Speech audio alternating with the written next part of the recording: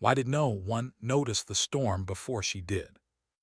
It had been gathering since dawn, its towering thunderheads pressing against the horizon like a dark warning. Captain Turner saw it clearly on her radar screen.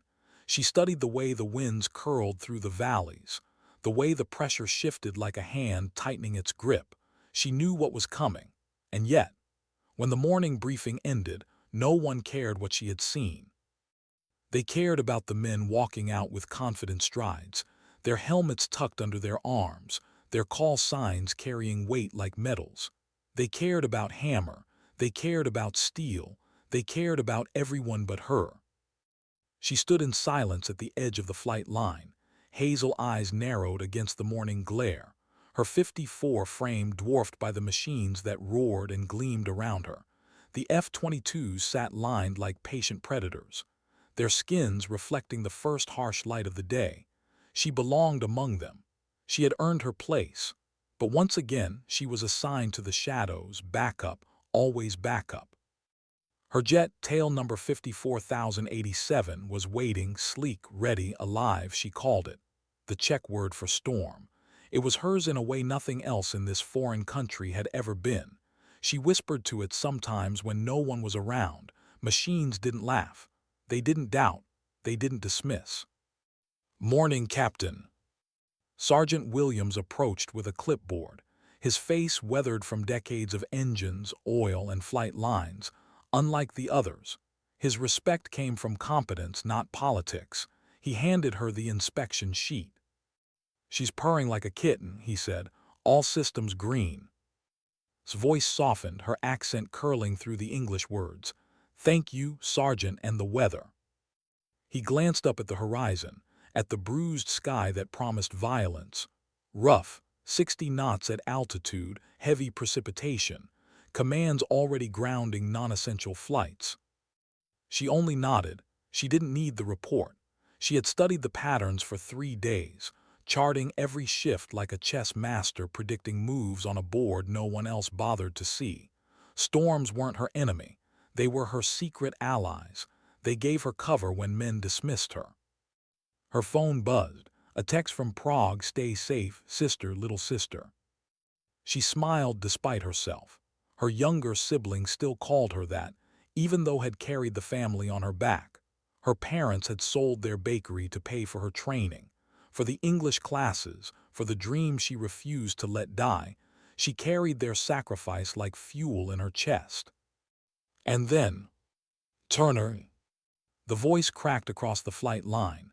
Major Jake Steele, flight suit sharp, hair perfect, arrogance practically stitched into his collar. He strode toward her with the lazy swagger of a man certain the world bent to his will. "You're released for the day. Primary pilots are on standby." "I'm a primary pilot," she said quietly, though the words thickened in her throat with her Czech accent. Smirked. "You're backup, Prague. There's a difference. When lives are on the line, we need pilots who don't break down crying at a movie." The words hit like a slap. 6 months ago, she had teared up at a squadron movie night, Saving Private. The others had laughed, had called her fragile. She had thought of her grandfather that night. Her grandfather who had fought with the resistance in World War II. She hadn't explained. What would have been the point? To men who thought tears equaled weakness, there was no explaining that sometimes emotion was strength. Her voice stayed calm. "My emotions don't affect my flying." "That's what you think," replied. "Stick to the training missions. Leave the real work to the real pilots." He walked away and she burned. She burned the way she had since she was a girl, told she was too small, too foreign, too emotional. Her flight scores were in the top 5%, her precision unmatched, her tactical knowledge encyclopedic. But none of that mattered. They had decided who she was long before she strapped into her jet. What they didn't know, what none of them knew, was that she had been preparing for this exact dismissal. Every night they drank at the officers' club. She studied weather models. Every weekend they laughed over cards. She ran combat simulations. They believed storms ended missions. She believed storms created opportunities. Still, the sting lingered. Still, She felt the humiliation of being told again she was less than. Later in the briefing room, it only deepened. Captain Sarah handed her the assignment. Prague radar calibration duty. Angels 90 minutes. Radar calibration, the mission they gave to rookies, not to a woman who could thread a fighter through a mountain storm blind. Around her, men exchanged knowing glances, the backup girl doing backup work again. She sat silently, gripping the paper too tightly. If they saw her frustration, they would call it emotional. If she showed her calm, they would call it cold. There was no winning in their eyes. So she carried her notebook into the planning room, notebooks filled with charts, with weather maps covered in her neat handwriting. One wall she had turned into her own private intelligence center. It wasn't official, no one cared, but to her, it was survival. Falcon Stevens wandered in, one of the few who didn't openly mock her. He studied her wall of maps, her annotations. "Pretty impressive," he admitted, then shrugged. "But weather's the meteorology department's job, we just fly what we're told." "You get missions," she said, not looking up. "I get calibration flights." The silence that followed said everything. He shifted awkwardly, and before he could respond, the sirens blared. The emergency shattered the calm. "All personnel report urgent assistance request. Marines trapped, Sector 7, 200 souls surrounded. Extraction impossible, weather deteriorating." Her blood froze. 200 Marines, trapped behind enemy lines, surrounded by surface-to-air missiles and closing enemy positions. She looked at her maps. She knew this storm, she had charted it for days. She had seen the way it bent around the mountains, the way it would choke the sky. She had tried to brief it yesterday and been dismissed. Falcon ran for the door.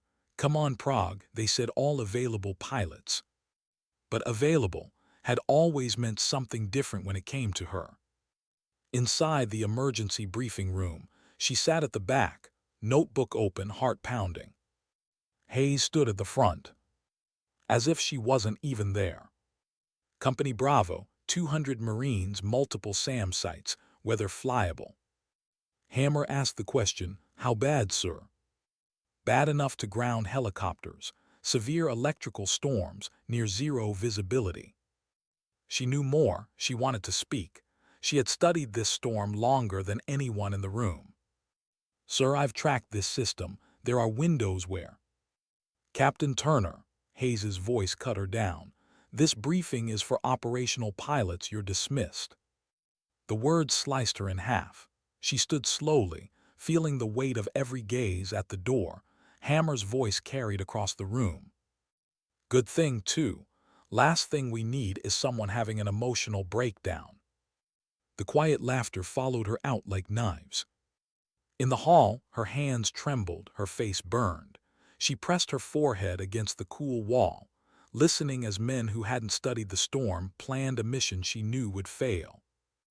Inside, they talked about weather as if it were guesswork, but she knew the truth. She had tracked every rotation. She had seen the corridors of calm air that appeared and vanished like ghosts. She had designed protocols for flying blind in electromagnetic chaos. She had prepared for this moment. And as the storm rolled closer, as the Marines' desperate calls crackled across the comms, Turner made her choice. She would not wait for permission. She would not watch 200 lives slip into silence, because men had decided her tears meant weakness. Sometimes dignity doesn't speak, it acts. And today she would act. What would they say if they discovered her secret? While the briefing room buzzed with men plotting a conventional mission, Turner walked alone through the corridors of. The fluorescent lights flickered above her, their hum mixing with the thunder outside. Every step echoed like a decision. She could still hear Hammer's mocking laughter, still feel Hayes's dismissal heavy on her skin. But under the humiliation there was something else, a quiet certainty. She had been preparing for this day. In her quarters the walls were bare. Regulations didn't leave much room for personal touches. But under her bed, inside a locked footlocker, She kept the life she wasn't supposed to have. She knelt, spun the lock, and lifted the lid.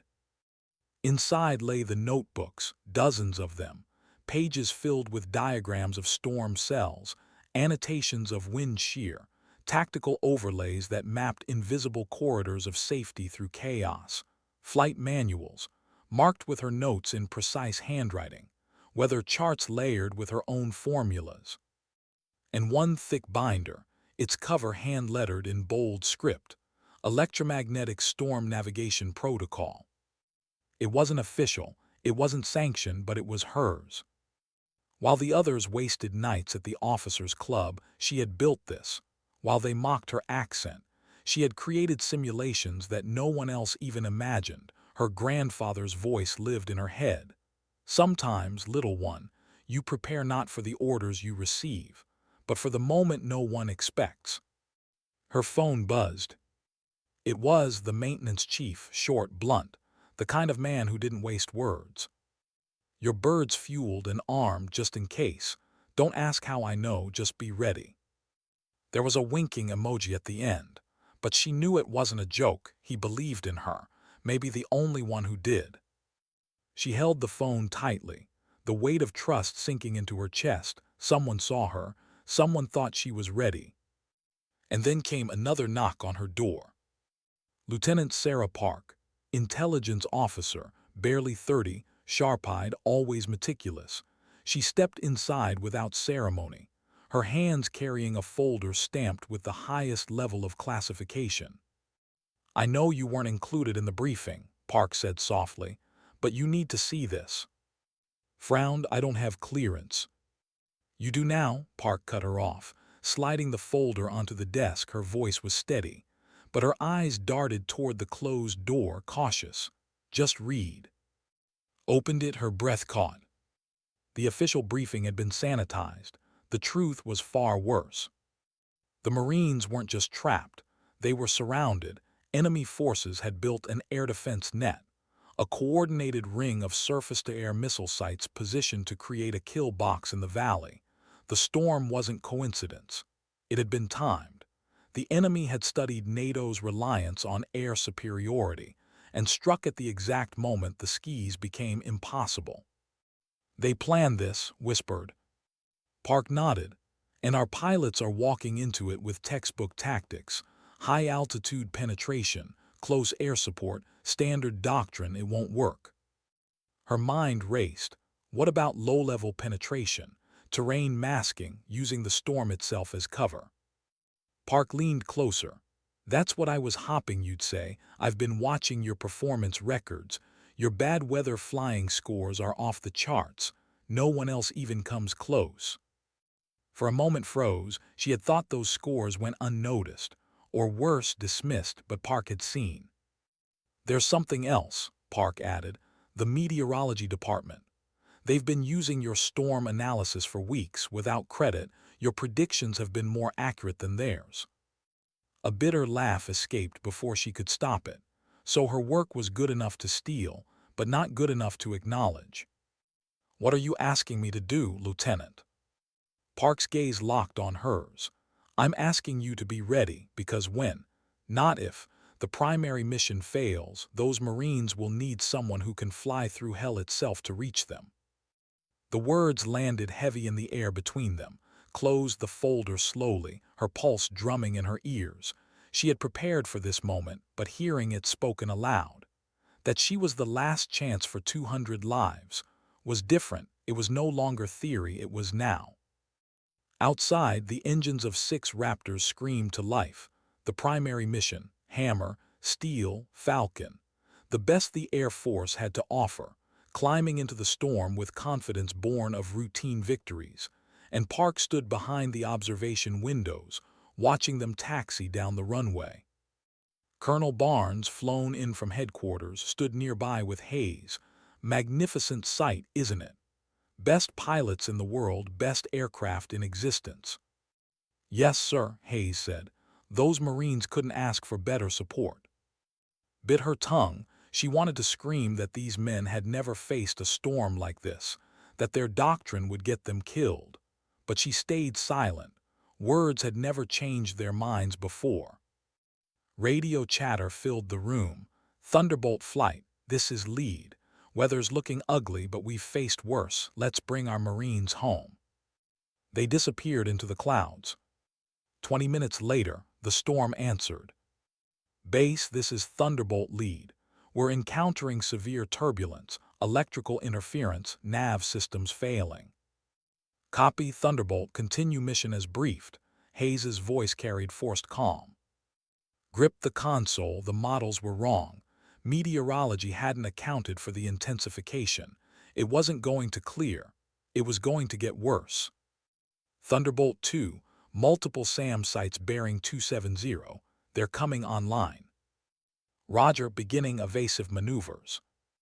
The storm swallowed their voices in static. For the next hour, she listened to the unraveling of the mission. 6 of the best pilots in the Air Force, blinded, battered, hunted by missiles they couldn't see. Their doctrine crumbled against weather and strategy designed to break them. Finally, Hammer's voice broke through. Base, we've attempted 3 penetration routes.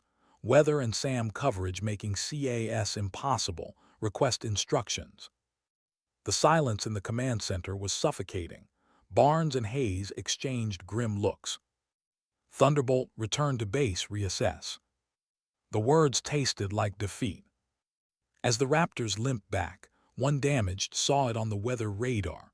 A corridor, a narrow ribbon of calmer air threading through the storm cells. It would last 45 minutes at most, but it was real. She could make it. Her hand hovered over her notebook, tracing the route in her mind. She felt the calm certainty of a plan tested 100 times in simulations. She could do what they could not. Turner, Captain's voice startled her. You've been tracking this storm hypothetically. If someone could get through, how would they do it? Her heart raced, a test, a trap, or maybe, finally, someone asking her expertise. Hypothetically, answered carefully. You'd fly low-level, use the storm for concealment instead of fighting it. Terrain masking, predict safe corridors, ride the chaos. His eyes sharpened, and hypothetically, who could do that? Before could answer, the radio crackled again. Hammer's voice, sharp with urgency. Base, this is Thunderbolt lead, priority landing. Thunderbolt 4 has battle damage. Weather worsening, we need the ground now. The control room erupted in orders. Emergency crews scrambled. Hayes barked commands. The primary mission had failed. No one looked at. No one asked about the corridor glowing on her radar like a doorway only she could see. But she saw it. In 30 minutes it would close. In 30 minutes, 200 Marines would be gone. She walked out, past the officers clinging to their doctrine, past the murmurs of defeat. She slipped into the storage room no one visited, the place she had made her sanctuary. The walls glowed with screens. 3 monitors showing real-time weather, satellite imagery, tactical overlays she had programmed herself, charts pinned across the room, a flight simulator cobbled from spare parts, its software coded with terrain data so detailed it mirrored the valleys in which the Marines now bled. She had flown this mission 100 times in silence. Now it was real. Jesus, Prague. His voice froze her. He stood in the doorway, staring at the setup. His rough face softened in awe. How long have you been working on this? Since my 2nd week, she said. Her eyes stayed on the screens. Every night, every weekend, I knew one day I'd need to prove myself, and I wanted to be ready. He stepped in slowly, studying the charts, the simulator, the neat binders stacked like weapons.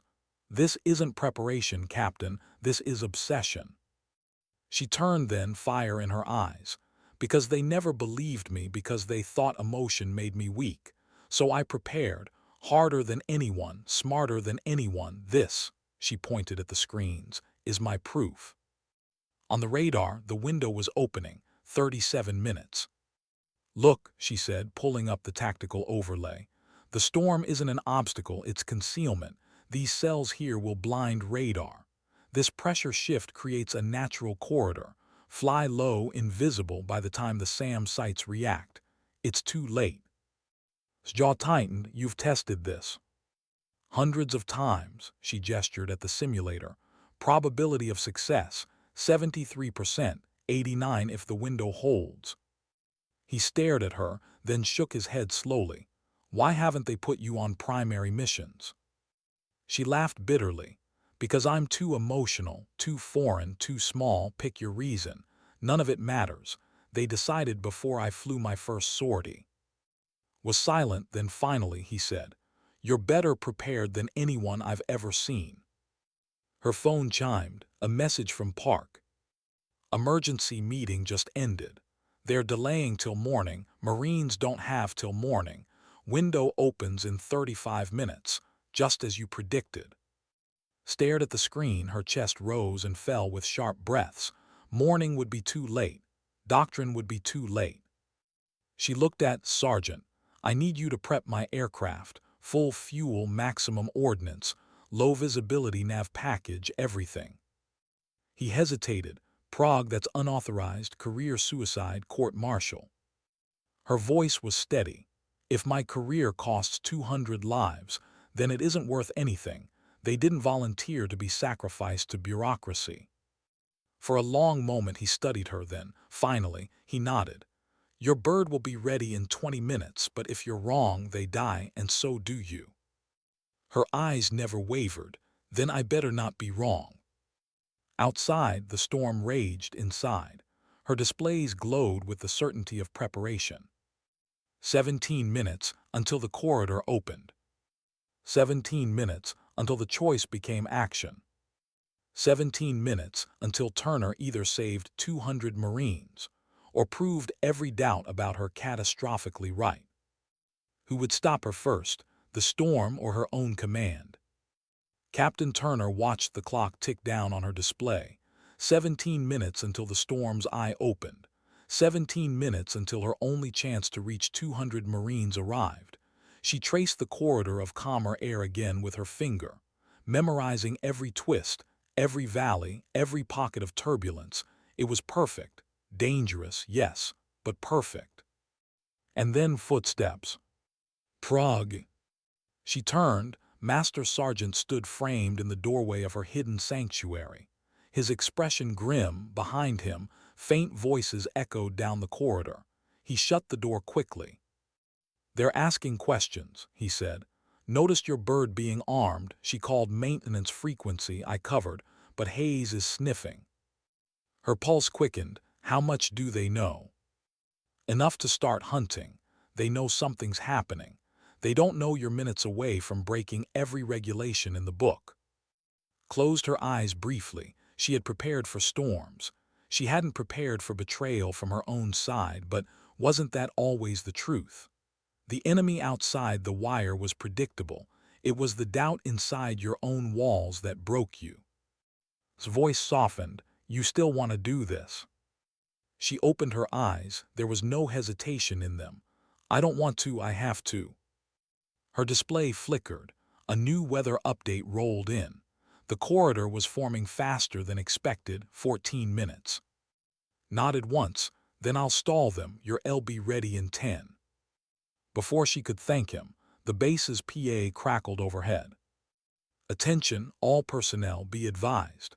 Unauthorized activity in squadron maintenance hangar. All security teams report. Her stomach turned cold. They knew.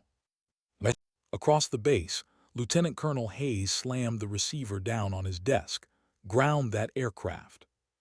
His voice echoed through the operations room, sharp and cutting. I don't want it moving a meter without my say-so. Captain Sarah stood stiffly at his side. Sir, is prepping Turner's jet for a full ordnance load, extended range. That's not maintenance.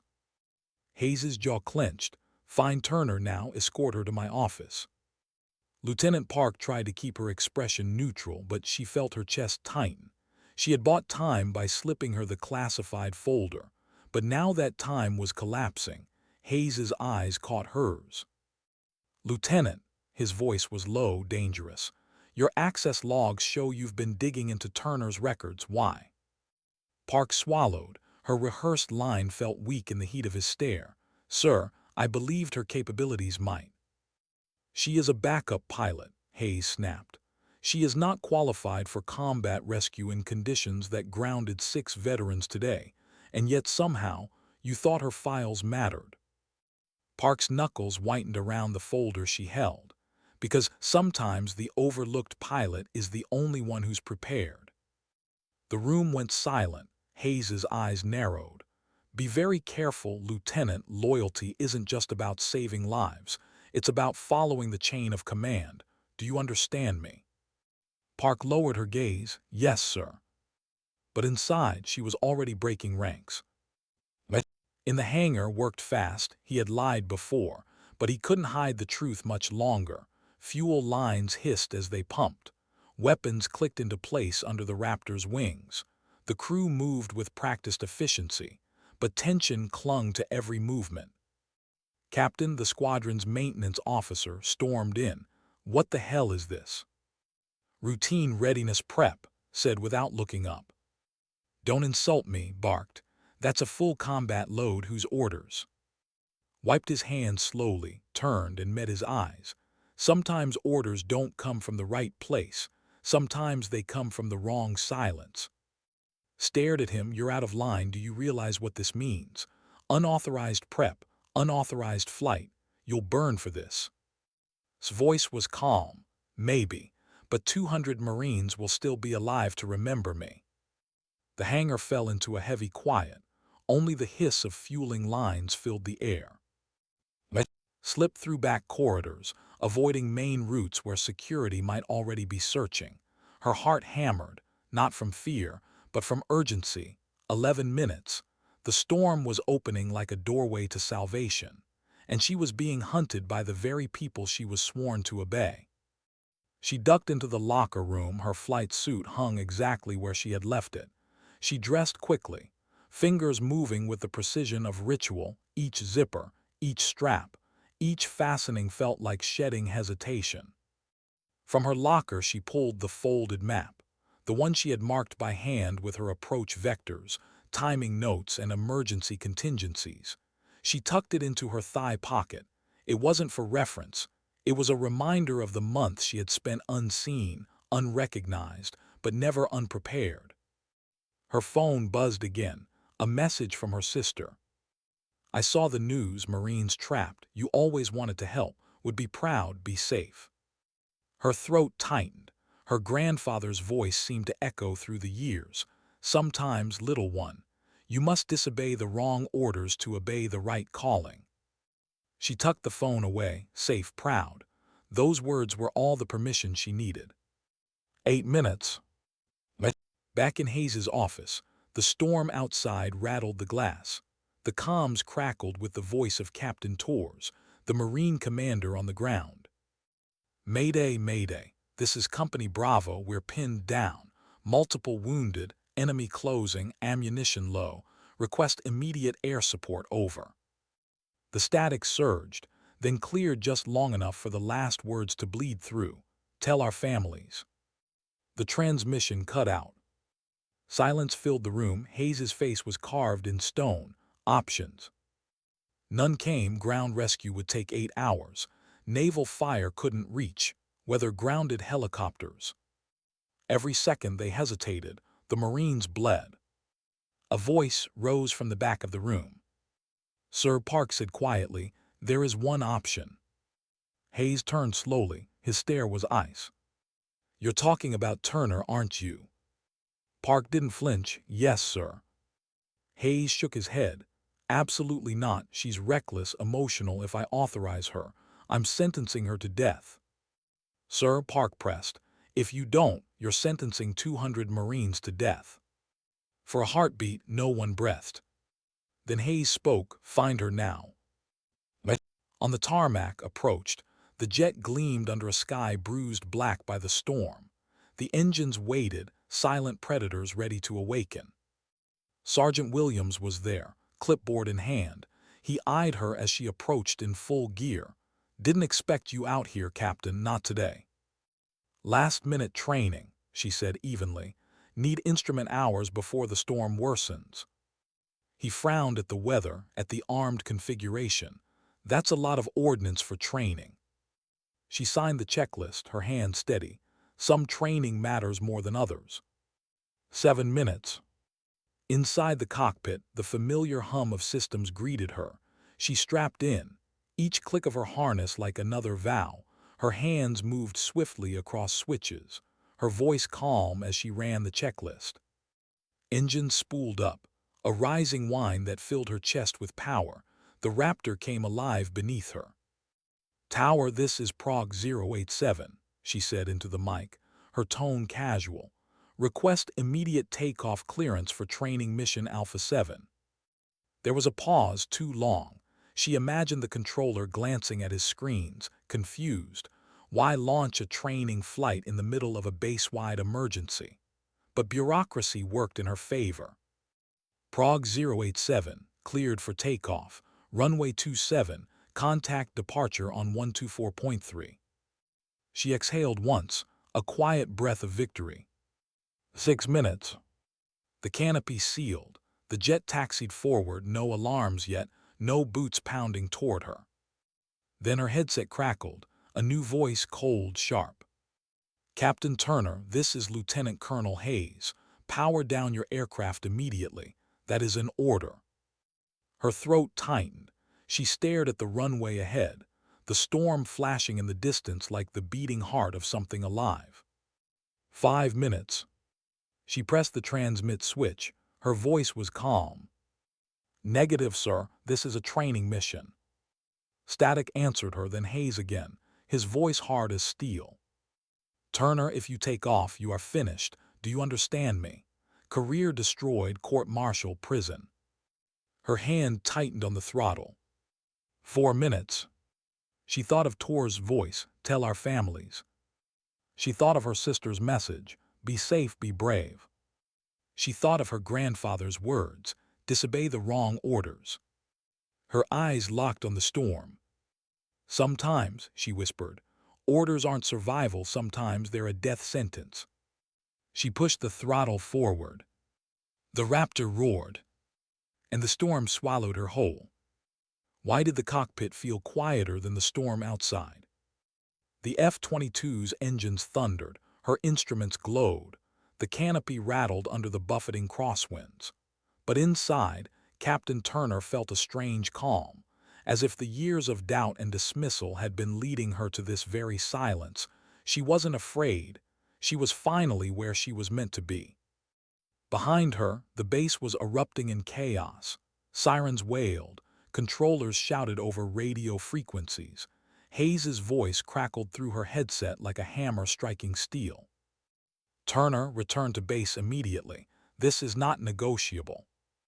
She switched frequencies, her jaw tight. She didn't have time for arguments. Every second wasted was another second closer to the Marines' last stand. Surged forward, afterburners igniting.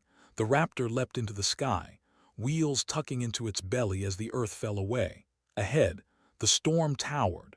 Black, violent, alive, forks of lightning stitched across the clouds, illuminating the mountain ridges like jagged teeth. Most pilots saw danger. She saw patterns. On her radar, the rotated just as her models predicted. The corridor of calm was forming, aligning with the valley where the Marines were trapped. It would hold for 12 minutes, maybe less. 12 minutes to fight through chaos, 12 minutes to prove herself. The first turbulence slammed her sideways. The cockpit jolted, her harness biting into her shoulders. Rain hammered the canopy like fists. She adjusted trim, trusted her instincts. "Trust the math," she whispered, "not the fear." Lightning flared, blinding her for a heartbeat. Static roared through her headset. She flicked the switch, activating the F-22's electronic warfare suite. Her radar display lit with interference. But through the chaos, faint windows appeared, ghostly paths she had memorized for months. She dove lower, hugging the terrain. Valleys swallowed her whole. Peaks loomed like black walls. Her altimeter shrieked warnings. She ignored them. She knew this route better than the machine did.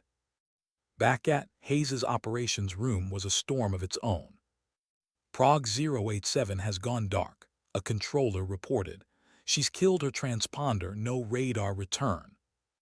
Find her, Hayes snapped. His face was pale under the harsh lights. I don't care what it takes, get her back. Park stood silently at the edge of the room. She said nothing. But inside she willed onward, don't turn back, not now, prove them wrong. On the hangar floor, listened to the Raptor's distant thunder as it vanished into the storm. He muttered a quiet prayer under his breath. At 20,000 feet, dropped into the first pocket of turbulence, the F-22 shuddered violently. Wings flexing under invisible fists of wind, her teeth rattled. Her head slammed against the harness cushion, but her grip stayed steady. She adjusted pitch, rolled into the gust instead of against it, and felt the jet settle. Other pilots fought the storm. She danced with it. She thought of the simulator nights, of flying through coded storm models until dawn blurred her eyes. Every jolt was familiar. Every downdraft was something she had already survived 100 times in silence. Her targeting system pinged, faint signals through the static, enemy radar sweep searching. She stayed low, threading valleys, letting the storm cloak her. Lightning blinded sensors, rain absorbed radar beams. Turbulence masked her heat signature. She was a ghost in the chaos. Then her warning system blared. A missile launch. Sam's sight 5 o'clock. She didn't see the smoke trail in the rain, but her sensors screamed. She rolled hard left, yanking the stick until her chest crushed against the harness. The missile streaked past, detonating in the clouds, shockwaves buffeting her jet. She gritted her teeth, one down, more waiting. The Marine's valley was close now. She switched frequencies. Static filled her ears, then faint, broken words. Guardian Angel, this is Company Bravo. Confirm you're real, over. Relief cut through her chest. Tor's voice, tired, ragged, but alive. Company Bravo, this is Guardian Angel, she said, her voice steady. I have eyes on you, mark targets with IR strobes. Silence, then disbelieving laughter through the static. Copy that, Guardian. IR marks active. Targets are on our 6 and 12 o'clock. We're running out of time. I see them. Her visor display lit with flickering IR strobes below, tiny beacons of desperate hope.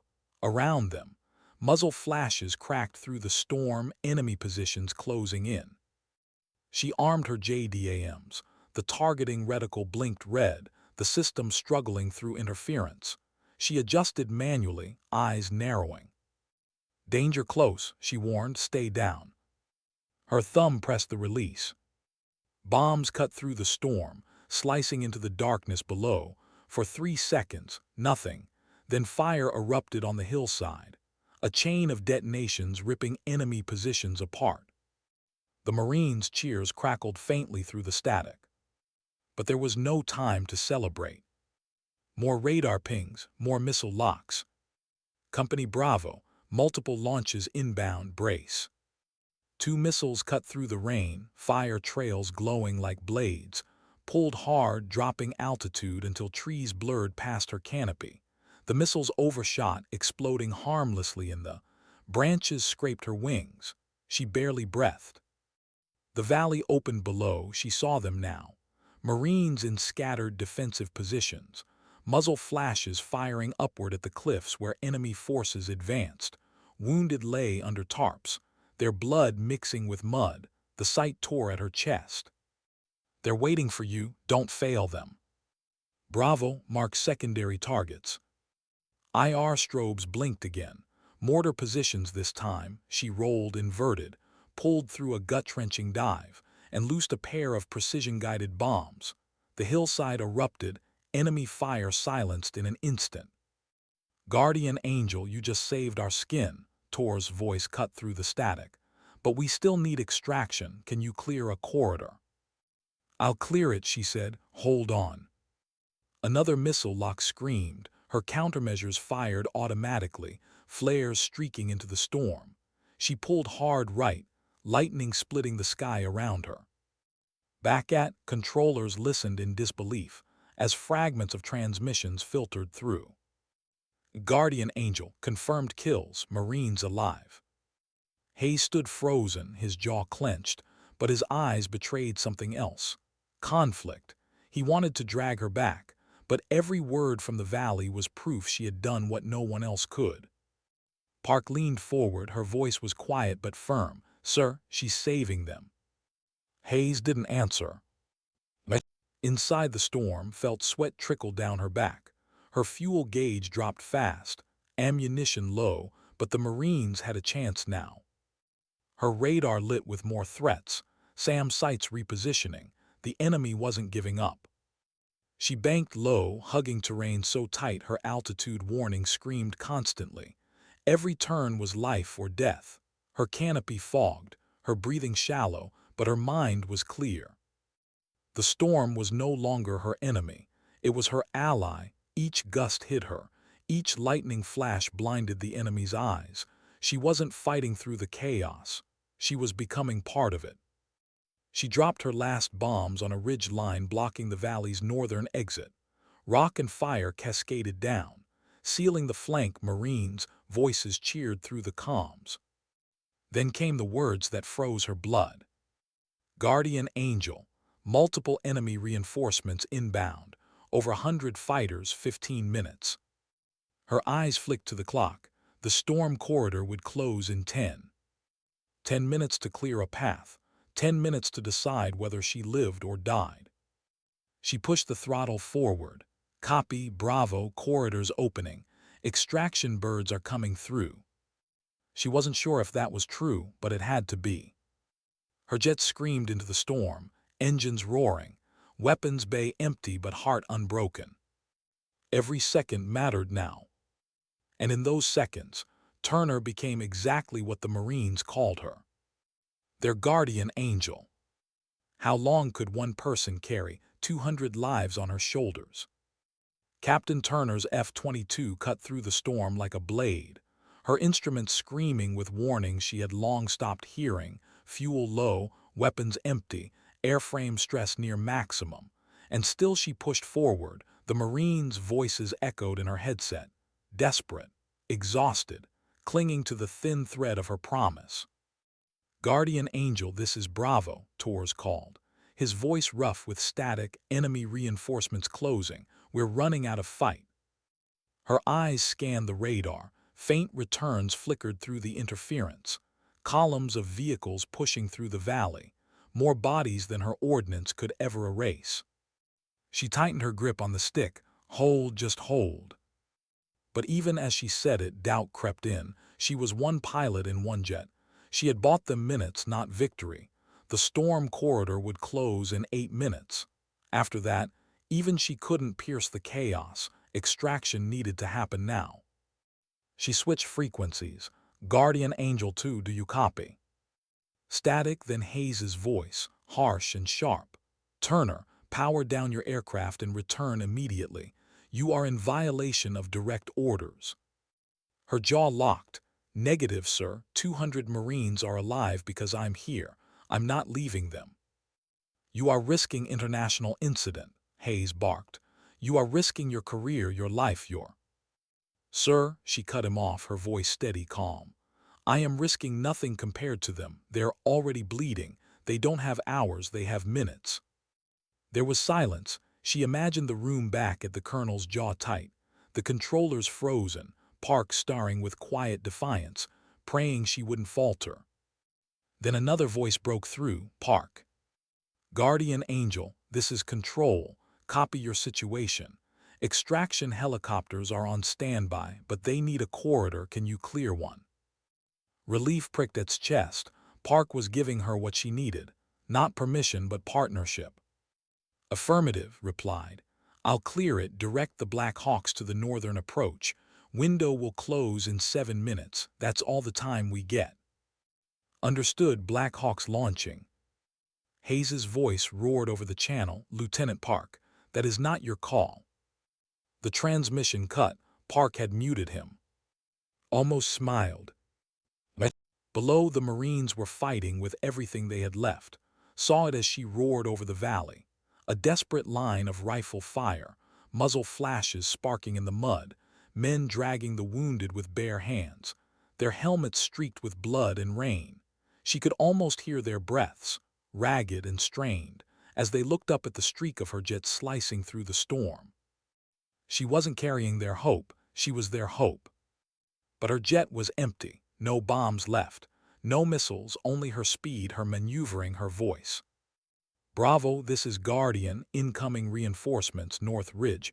I'll distract them. You shift defensive line south." Torres didn't hesitate. "Copy, Guardian, move, move, move." Pulled her jet into a climb, afterburners blazing. She broke through cloud cover, then dove hard at the northern ridge. Enemy units scattered, thinking she still carried ordnance. She leveled out low, skimming the treetops, her jet screaming like thunder. Tracer fire lanced upward, desperate, inaccurate. It didn't matter if she hit them. What mattered was the fear. She wanted them to believe death was still in her belly. For a few precious moments, it worked. But then her radar lit up. 2 enemy fighters, MiG-29s, closing fast. Her stomach turned cold. She had prepared for storms. She had prepared for SAMs. She hadn't prepared for enemy pilots hunting her in this chaos. The MiGs closed distance, their heat signatures glowing on her display.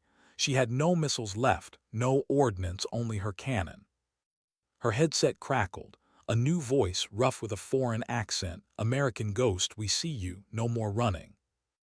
Gritted her teeth, "Then catch me." She rolled hard into the storm, lightning flashing around her. The MiGs followed.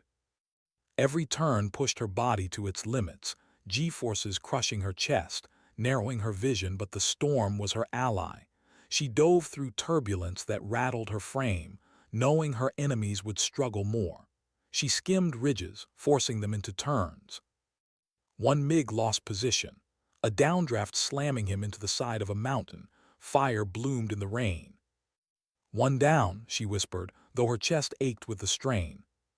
The second stayed on her tail. His lock warning screamed in her headset. "Missile launch," her system blared. She snapped the stick, deploying her last flares. The missile curved, confused, then detonated harmlessly in the storm. The blast rocked her jet, alarms screaming, but she held control. The MiG closed again, relentless. Her cannon was her only weapon left.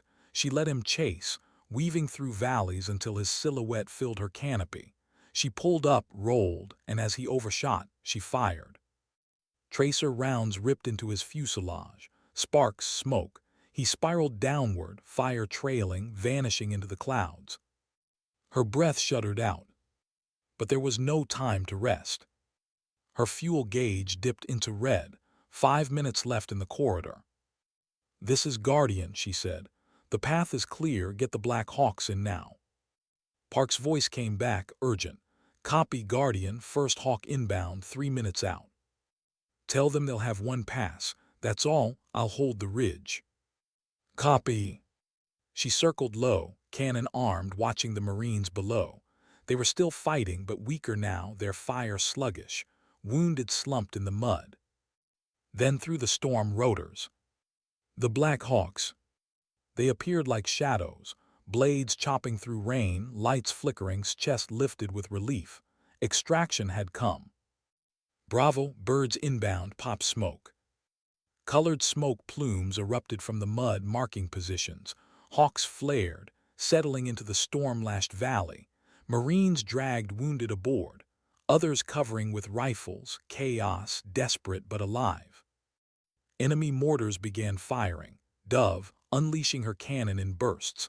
The hillside erupted, silencing the fire. Her rounds tore through mud and stone, giving the Hawks precious seconds. One by one, the Marines loaded. 200 men and women, broken but breathing. But her fuel gauge blinked, empty. She stayed overhead anyway, her jet groaning, her warning screaming. The last Hawk lifted, weighed down with Marines. "Guardian, we're loaded, all souls aboard, thank you." The words almost broke her. But then another radar ping. More enemy aircraft, not 2, not 3, a squadron. Her hands trembled, she had nothing left. No fuel, no weapons, no options. But the Marines were out, that was enough.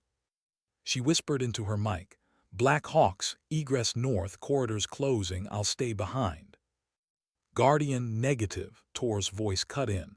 "You don't sacrifice for us, you've done enough." She smiled faintly. Sometimes enough isn't enough. She pulled her jet higher, climbing into the heart of the storm. Lightning arced around her canopy, illuminating her cockpit in ghostly light. She was out of fuel, out of time, but not out of will. In the operations room, Hayes stood frozen. Controllers shouted, chaos erupting as signal flickered. Park leaned forward, her voice breaking. "Sir, she bought them life, don't let her die unseen." For the first time, Hayes's voice cracked. "Guardian Angel, this is, do you copy?" Static, then voice, faint but steady. "Copy, Marines are safe, mission complete." The corridor closed, the storm swallowed her signal. Silence fell.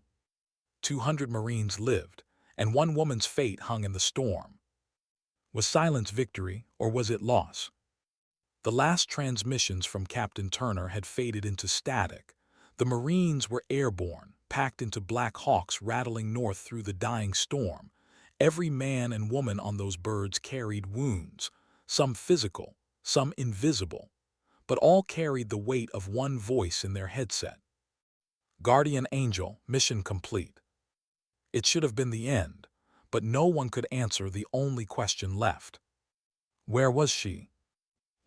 In the operations room Hayes stood at the center, his shoulders rigid, eyes fixed on the empty radar scope. Controllers muttered updates. Helicopters clear, Marines stable, enemy pursuit broken, but it was noise. None of it touched him. Because the one call sign that mattered was gone. Park watched him, her chest tight with something between fury and grief. "Sir," she said quietly, "she did it, 200 lives saved, she was right." Hayes didn't look at her. She disobeyed direct orders. She endangered an international mission. His voice faltered. She broke the chain. "She broke the storm," Park shot back. "And the only reason those helicopters are flying is because she refused to sit still." The words hit the room like a strike. For a long moment, no one moved. Stepped in from the hangar, his face smeared with grease, eyes hollow. "You can write whatever report you want, sir, but those Marines will remember her as the one who came when no one else did." The silence that followed was heavier than any storm.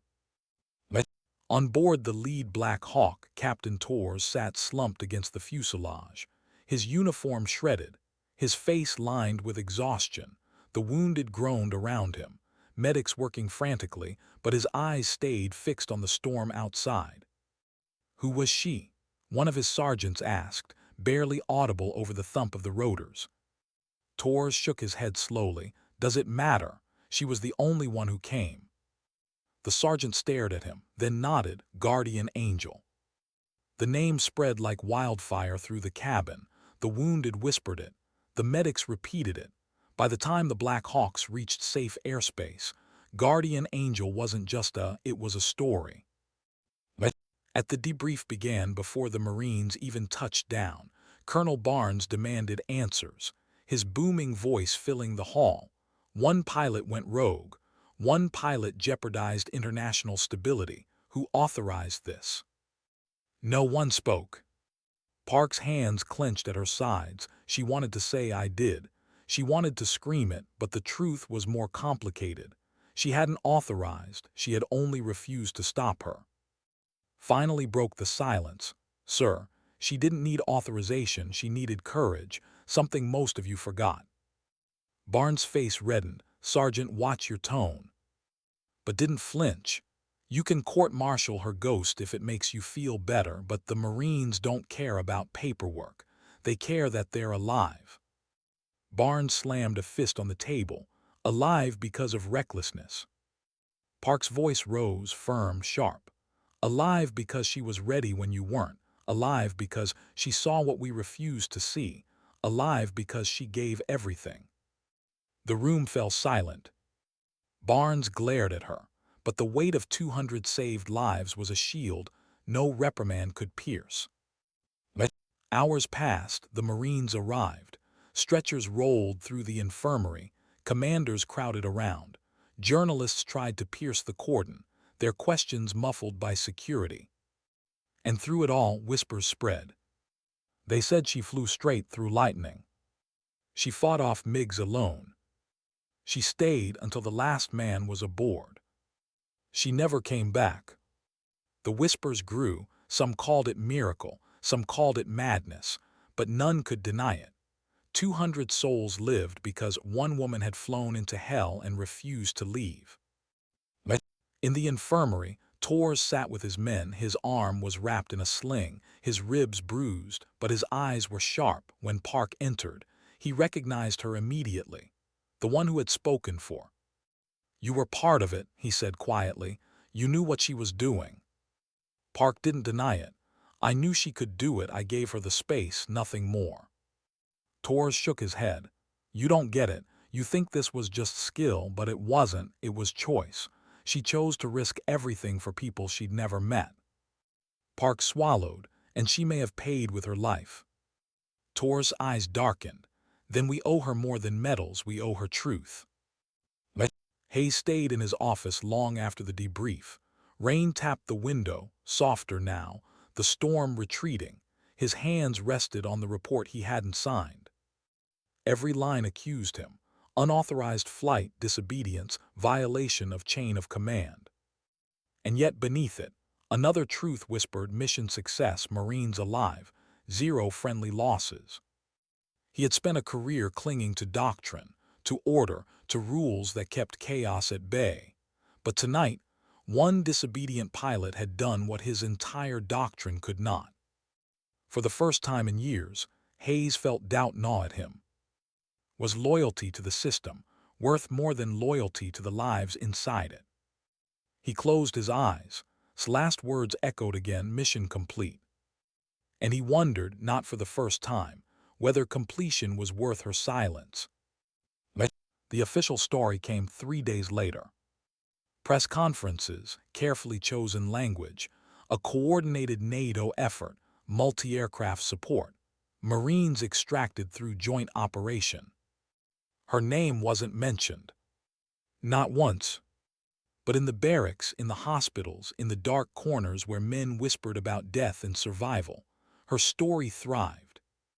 They called her the pilot who flew through lightning, the woman who broke orders but not her promise, the ghost who stayed behind so others could leave. Guardian angel. And yet the story wasn't finished.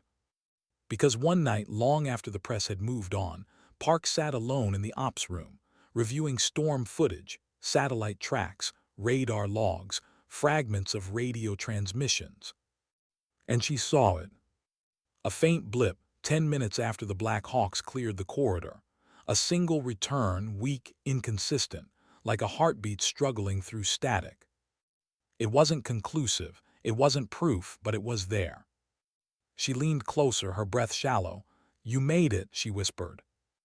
Or maybe she wanted to believe. Either way, hope sparked. And hope was enough to keep her searching. In the field hospitals, Marines wrote letters home. Most of them carried the same line in different words. "We were gone, but she came. The storm had us, but she broke it. We don't know her name, but she was ours." And as those letters spread, so did the legend. Sometimes stories lived longer than reports. Sometimes silence carried louder than speeches. And sometimes, a woman who disappeared in a storm became more than a pilot. She became proof. How far could a single voice carry when the person behind it was gone? The Marines returned home to silence. Official reports called their rescue a joint coalition success, a sterile phrase that stripped every ounce of blood, sweat, and sacrifice from the truth. Families lined the tarmac, tears streaming as stretchers rolled past. But when fathers and mothers asked who saved their sons, no commander spoke the name they deserved to hear. Yet the soldiers knew. And they told it differently. At first it was in quiet, half-whispered words, hushed confessions between bandaged bunks. She called herself guardian angel. She was flying alone, She stayed until the last of us boarded. Then the words began to spread wider. Nurses heard them.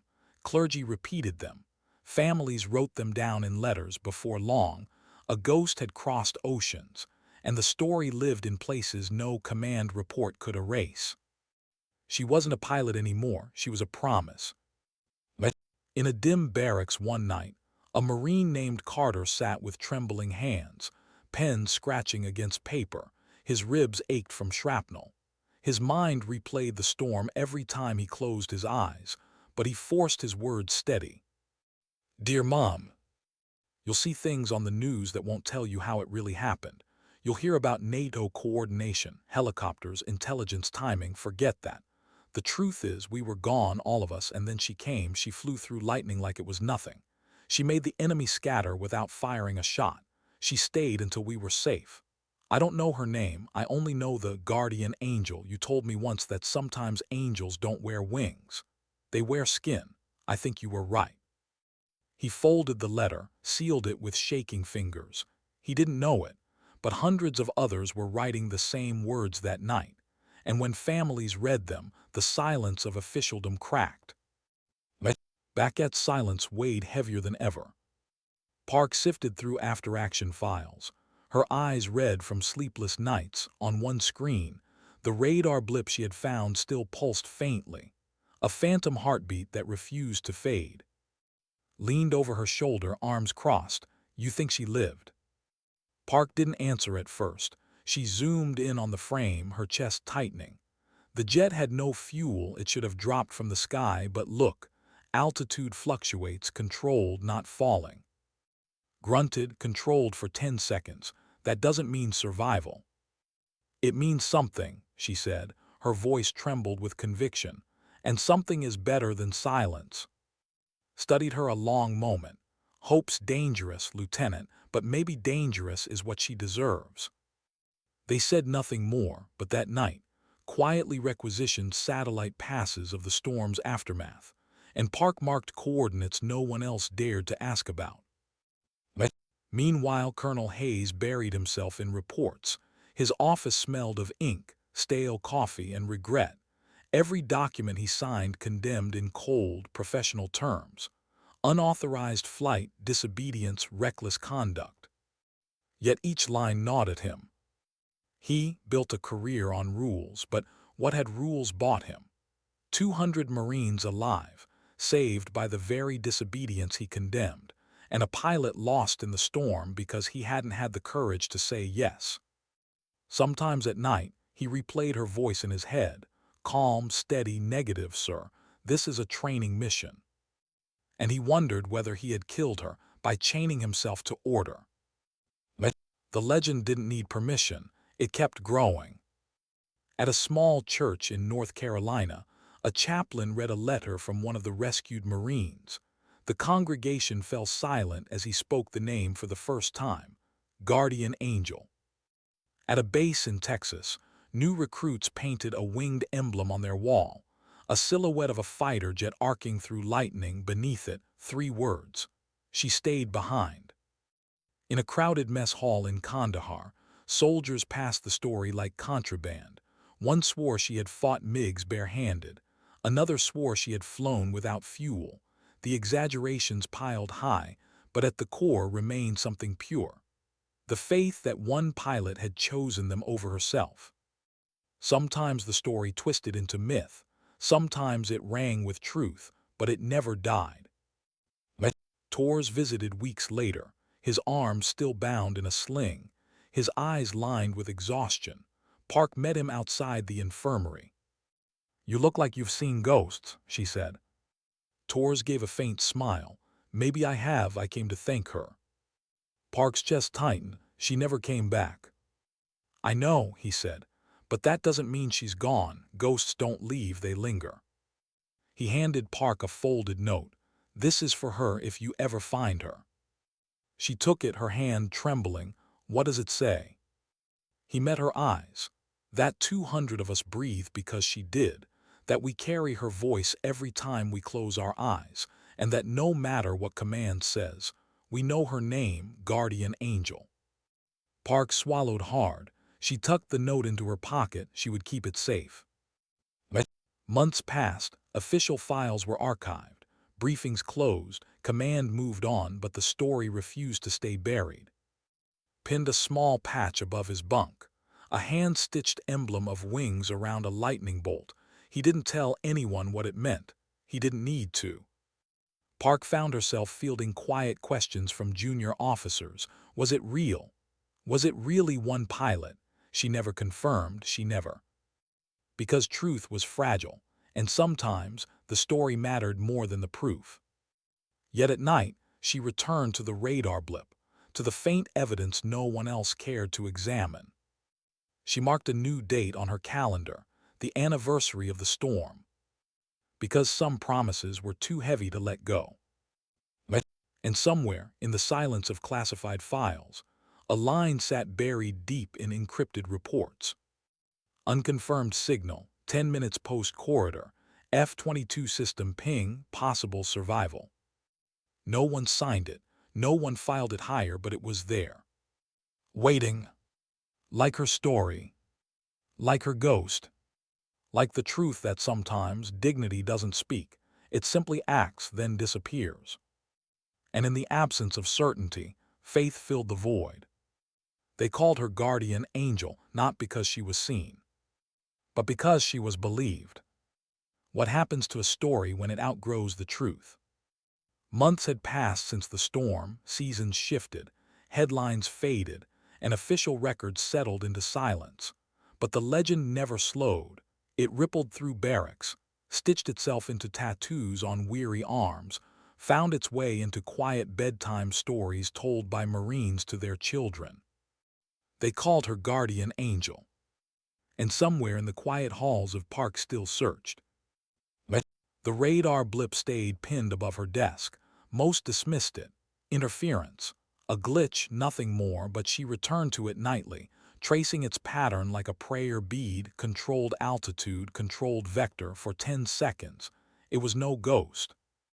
Joined her most nights. He never said much. Sometimes he brought coffee, sometimes he just stood, arms crossed, staring at the faint line. It wasn't faith, it wasn't proof, but it was something neither of them wanted to bury. One night he broke the silence. I heard Tors is giving talks now, goes to bases, schools, tells the story. Park glanced at him and shrugged, says her voice is what kept them alive, says he'd know it anywhere, says if she's out there, she'll come back when she's ready. Park looked down at the blip, the faint trace of a jet that shouldn't have flown. She whispered almost to herself, maybe she already has. In North Carolina, Carter's mother read his letter aloud at a town hall. Her voice trembled but never broke. She wasn't ordered to come. She wasn't paid to come. She came because she chose to, and that's what makes her a miracle. The room rose to their feet, not with cheers but with silence. An honoring kind of silence, the kind that felt heavier than applause. In Texas, a class of Air Force cadets gathered beneath a painted mural. A silhouette of an F-22 diving through lightning. They traced the words below with their fingertips. She stayed behind. One cadet whispered, if she could, so can I. And in that moment, the legend became not just memory but fuel. Back at Hayes carried his own ghosts. His reports had been filed, his career technically safe, but the truth gnawed like rust. He often found himself replaying last words, mission complete. He never answered her. He never gave her the dignity of acknowledgement. And now he lived with that silence.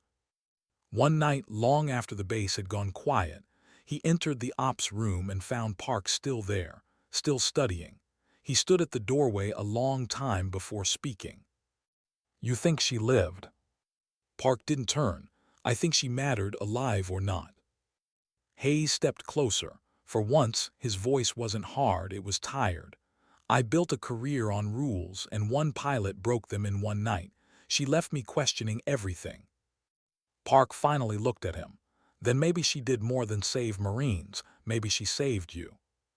He didn't answer, but his eyes carried something she'd never seen before, humility.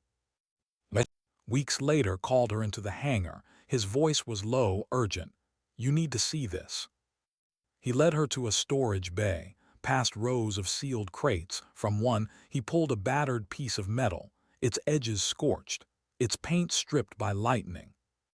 It was a panel, F-22 grade. Park's breath caught. "Where did you?"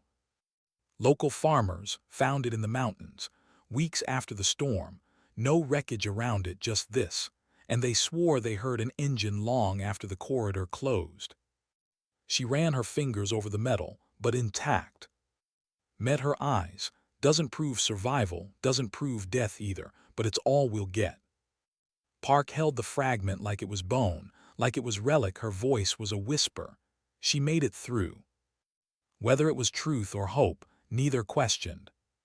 But the Marines never stopped speaking her name. At reunions, in bars, at funerals for those who didn't make it home later. They toasted to her. Some swore they still heard her voice when storms rattled their windows. And in that way she never vanished. Because she wasn't just Turner anymore. She was every woman overlooked in a briefing, every soldier doubted before they acted, every quiet strength mistaken for weakness. Guardian Angel lived because she had become more than a person. She had become proof that dignity doesn't need recognition to exist. It acts, it endures, it refuses to vanish.